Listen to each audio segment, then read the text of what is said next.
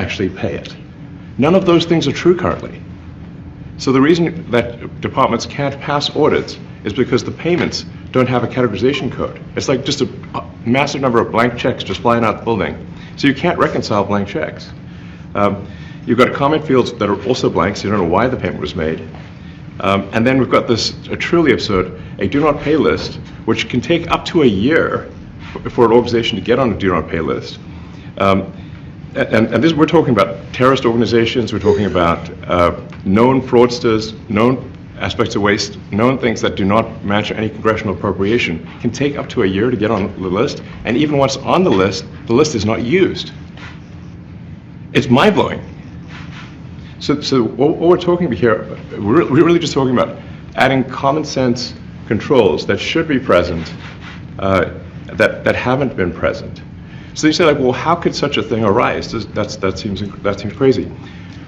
When you understand that really everything is geared towards complaint minimization, so then you understand the motivations. So if people receive money, they don't complain, obviously. But if people don't receive money, they do complain. And the fraudsters complain the loudest and the fastest. So then when you understand that, then it makes sense. Oh, that's why everything they approve all the payments at Treasury. Because if you approve all the payments, you don't get complaints. But now we're saying that, no, actually, we are going to complain. If money is spent badly, if your taxpayer dollars are not spent in a sensible and frugal manner, then that's not okay. Your tax dollars need to be spent wisely on things that matter to the people. I mean, these things, like, it's just common sense. It's not draconian or radical, I think. It's really just saying, let's look at each of these expenditures and say, is this actually in the best interest of the people? And if it is, it's approved. If it's not, we should think about it. So,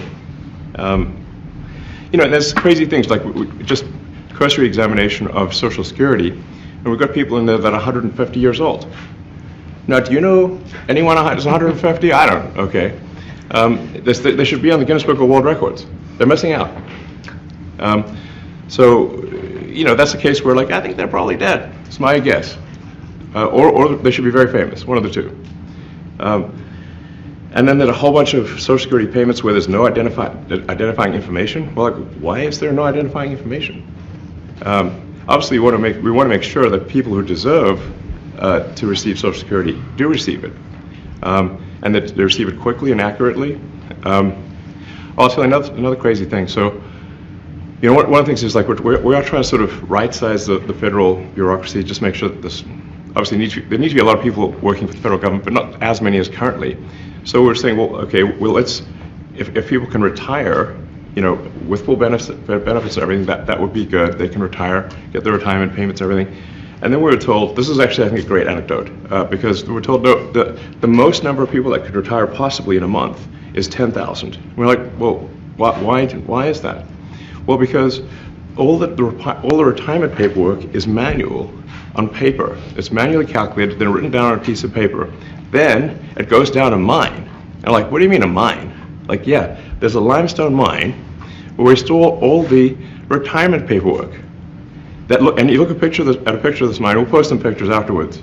And this mine looks like something out of the 50s because it was started in 1955. So it looks like it's like a time warp. And then the speed, the limiting factor is the speed at which the mine shaft elevator can move determines how many people can retire from the federal government. And the elevator breaks down sometimes, and then nobody can retire. Doesn't that sound crazy? There's like 1,000 people that work on this. So I think if those people and say, like, you know what, instead of working in a mine shaft and carrying manila envelopes to boxes in a mine shaft, you could do practically anything else, and you would add to the goods and services of the United States in a more useful way. So anyway, so I think that's an example. Like at a high level, if you say, like, how do we increase prosperity? Is we get people to shift from roles that are low to negative productivity to high productivity roles, and so increase the total output of goods and services, which means that there's a higher standard of living available for everyone. That's the actual goal. Everyone's very quiet. Well, are Your- people normally this quiet? Your detractors, Mr. Musk, I have to what? including a lot of Democrats, I have detractors? you do, sir, I don't believe it. say that you're orchestrating a hostile takeover of government and doing it in a non-transparent way. What's your response to that criticism? Well, first of all, you couldn't ask for a stronger mandate from the public. The public voted. We have a majority of the public voting for President Trump. We've won the House. We won the Senate. The people voted for major government reform. There should be no doubt about that. That was on the campaign. The president spoke about that at every rally. The people voted for major government reform, and that's what people are going to get. They're going to get what they voted for. And a lot of times, people that don't get what they voted for, but in this presidency, they are going to get what they voted for. And that's what democracy is all about. Mr. Musk, the White House says that you will identify and excuse yourself from any conflicts of interest that you may have.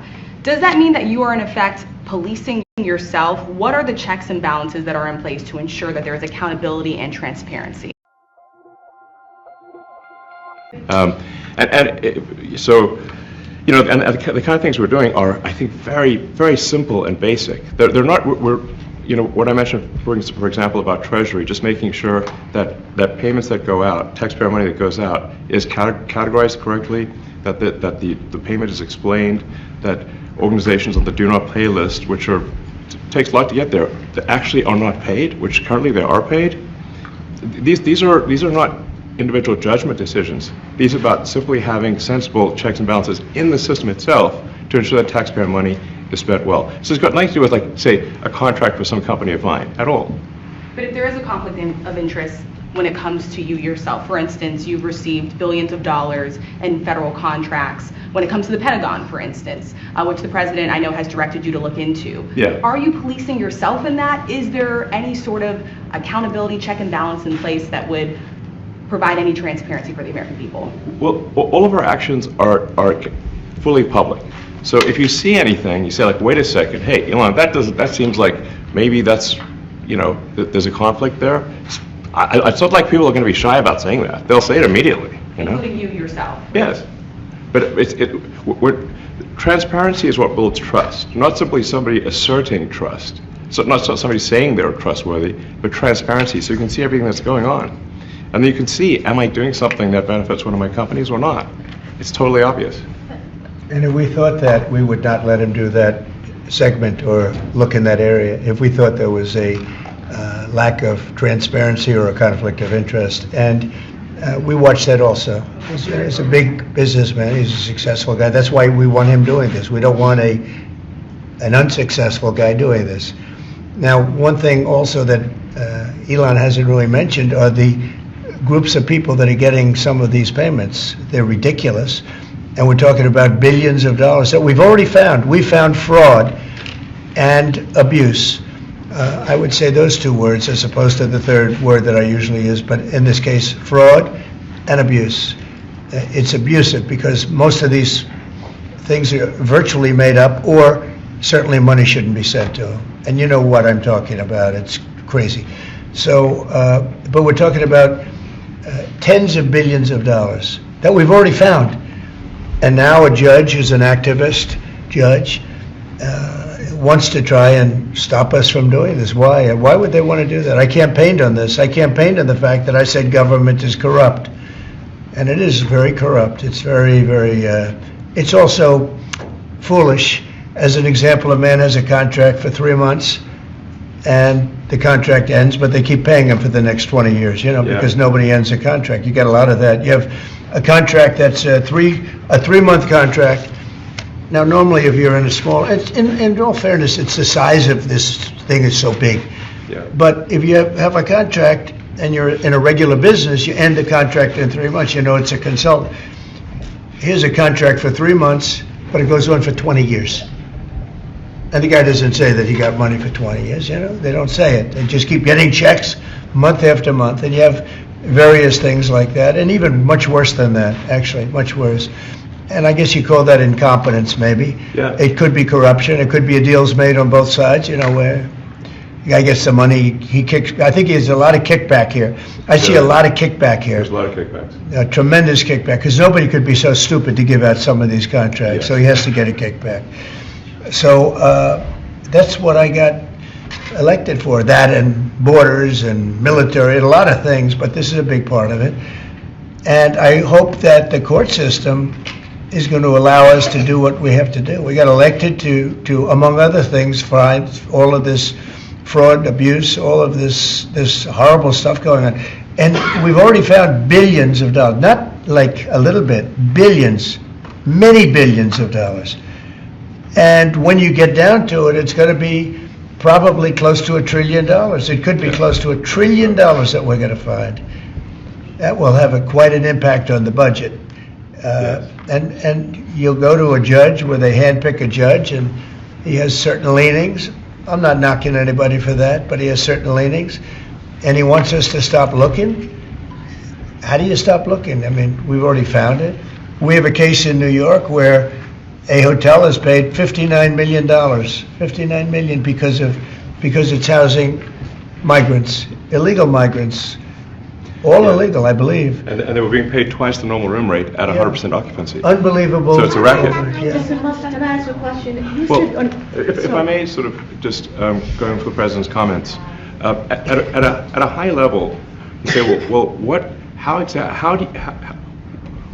are the two ingredients that are really necessary in order to cut the budget deficit in half from 2 trillion to 1 trillion? And it's really two things: competence and caring.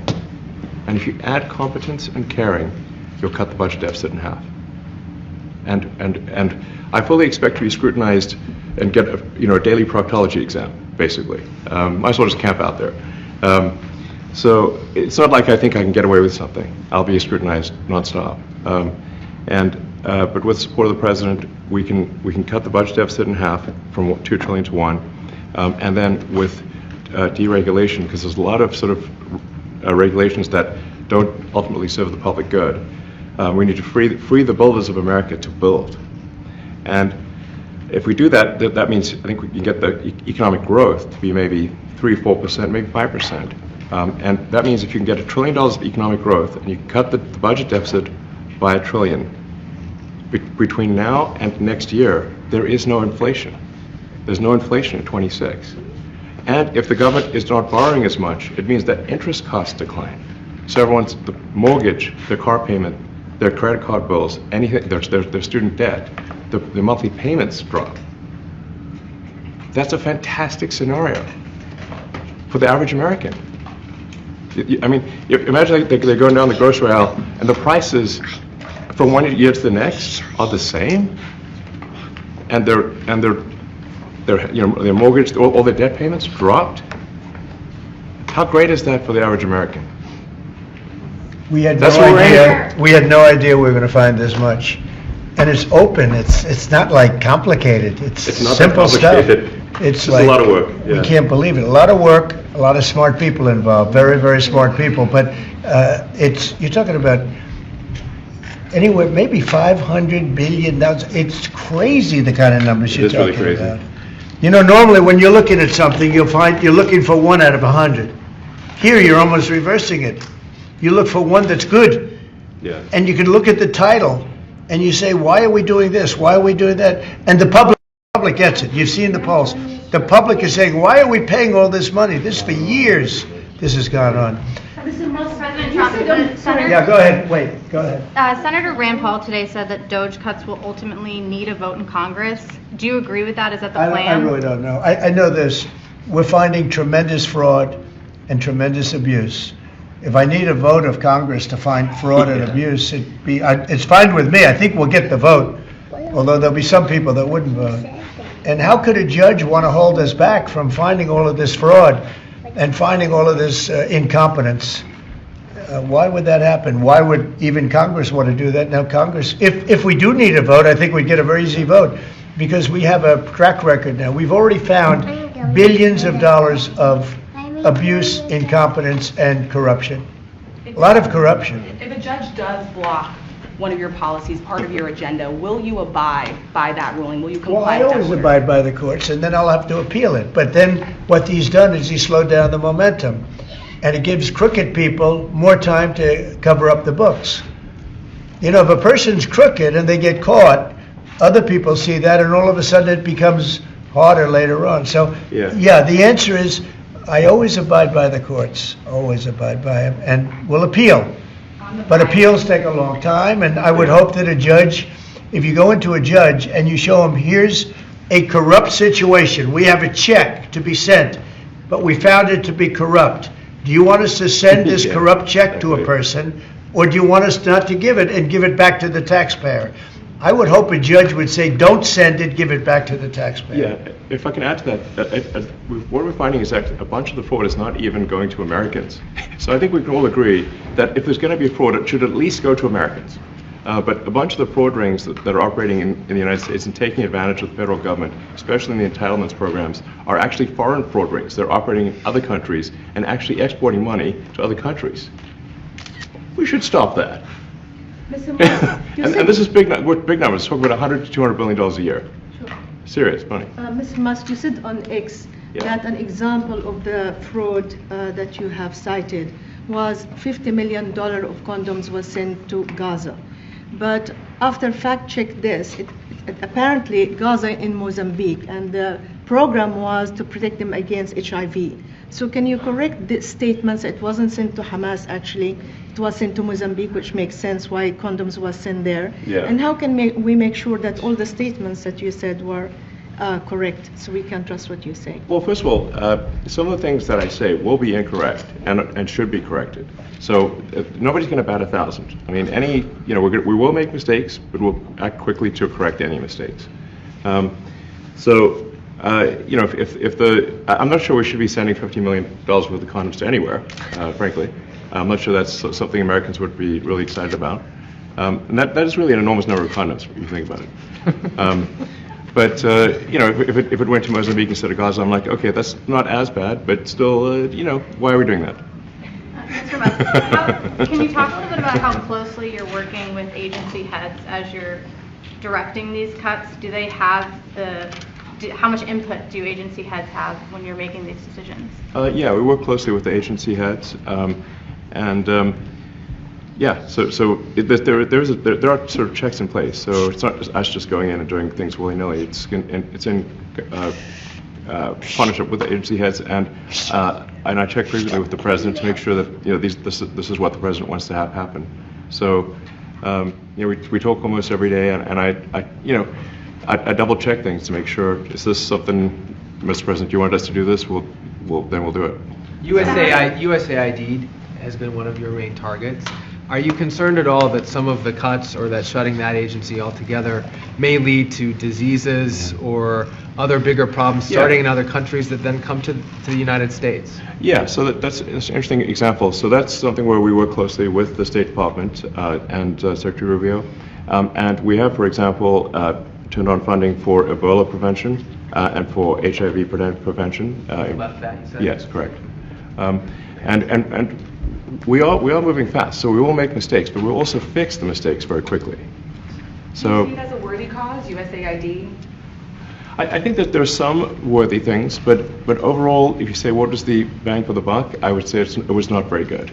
And there was far too much of what USAID was doing was influencing elections in ways that I think were dubious and do not stand the light of day. I can just ask a follow-up to the Pentagon contracts. If you have received billions of dollars in contracts from the Pentagon, and the president's directing you to look into the Department of Defense, is Yes, that which we a definitely need conflict to of do interest? and are going to do at the president's request. Does that present a conflict of interest for you? No, because you'd have to look at the individual contract and say, first of all, I'm not the one, filing the contract. It's people at SpaceX or someone who will be putting for the contract. And I'd like to say, if you see any contract where where it was awarded to SpaceX and it wasn't by far the best value for money for the taxpayer, let me know, because every one of them was. The president said the other day that you might look at treasuries. Could you explain that a little bit? What kind of fraud, and that question goes to both of you, what kind of fraud are you expecting to see or do you see right now in U.S. treasuries? I think you mean the Treasury Department as opposed to Treasury bills, or. You also referenced treasuries on Air Force One the other night. Go ahead. Well, as I mentioned earlier, really, the first order of business is to make sure we're actually collecting. Sorry for this. I thought my son might enjoy this, but he's sticking his fingers in my ears and stuff. So it's been hard to hear sometimes. Hey, stop that. No, the stuff we're doing with the Treasury Department is so basic that you can't believe it doesn't exist already. So for example, like I mentioned, just making sure that when a payment goes out, it has to have a payment categorization code. It's like, what type of payment is this? You can't just leave the field blank. Currently, many payments, the field is left blank. And you have to describe what's the payment for, some basic rationalization. That also is left blank. So this is why, the Pentagon, when's the last time the Pentagon passed an audit? I mean, a decade ago, maybe? Ever? Really? And we want to, just in order to actually pass audits, you have to have financial information that allows you to trace the payments. And once in a while, the Treasury has to pause payments if it thinks the payment is going to a fraudulent organization. If a company or an organization is on a do not pay list, we should not pay it. I'm sure you would agree. Like, if it's quite hard to get on that payment, the do not pay list, it means that this is someone that is just, it's like dead people, terrorists, known fraudsters, that kind of thing. We should not pay them. But currently we do, which is crazy. We should stop that.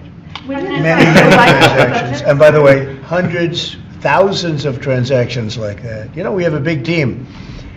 And for the sake of the country, I hope that the person that's in charge and the other people that report to me that are in charge are allowed to do the right thing, namely make sure everything's honest, legitimate, and competent.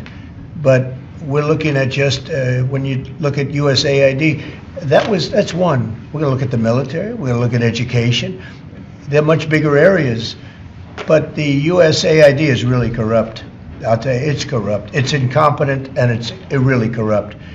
And I can't imagine a judge saying, well, it may be corrupt, but you don't have the right. You got elected to look over the country and to, as we say, make America great again, but you don't have the right to go and look and see whether or not things are right that they're paying, or that things are honest that they're paying.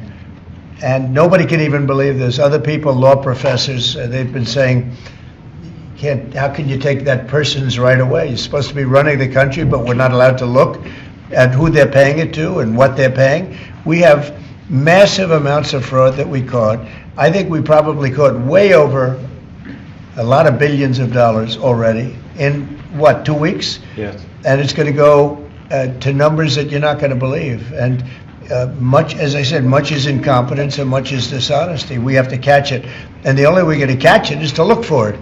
And if a judge is going to say you're not allowed to look for it, that's pretty sad for our country. I don't understand how it could even work. On the buyout program, can you personally guarantee that? Which one? The buyout program, the operative federal workers. Can you personally guarantee that the workers who opt in to resign now will be paid through September? Well, they'll get their money, but they're getting a good deal. They're getting a big buyout. And what we're trying to do is reduce government. We have too many people. We have office space. It's occupied by 4%. Nobody's showing up to work because they were told not to. And then Biden gave them a 5-year pass, some of them, 48,000 of them, gave them a 5-year pass, that for 5 years you don't have to show up to work. This is largely, much of this stuff is because of Biden. It's his fault. He allowed this country, what he did on our border. What he did on our border is almost not as bad as what he did with all of these contracts that have come out. It's a very sad day when we look at it. I can't even believe it. But many contracts just extend, and they just keep extending, and there was nobody there to correct it. And that cannot be, I can't imagine that could be held up by the court. Any court that would say that the president or his representatives, like Secretary of the Treasury, Secretary of State, whatever, doesn't have the right to go over their books and make sure everything's honest, I mean, how can you have a country? You can't have anything that way. You can't have a business that way. You can't have a country that way. Hey, thank you very much, everybody. Thank you. All right, guys. Thank you, Fred. Come on, guys. Head out. Starting back tonight. Mark Vogel will be at the White House tonight at about 10 o'clock. If you want to come over, you can say hello to him. Did the U.S. give anything in return? Not much.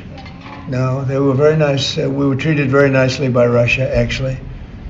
I hope that's the beginning of a relationship where we can end that war and millions of people can stop being killed. They've lost millions of people. They lost, in terms of soldiers, probably 1.5 million soldiers in a short period of time. We got to stop that war. And I'm interested primarily from the standpoint of death. We're losing all those soldiers. And they're not American soldiers, they're Ukrainian and Russian soldiers. But you're probably talking about 1.5 million. I think we got to bring that one to an end. Okay? Thank you. Thank you very much. And he's a great guy. Tell you a little bit about it and some of the things that we found, which are shocking. Billions and billions of dollars in waste, fraud, and abuse. And I think it's very important. And that's one of the reasons I got elected. I said, we're going to do that. Nobody had any idea it was that bad, that sick, and that corrupt. And it seems hard to believe that judges want to try and stop us from looking for corruption, especially when we found hundreds of millions of dollars worth, much more than that, in just a short period of time. And we want to weed out the corruption.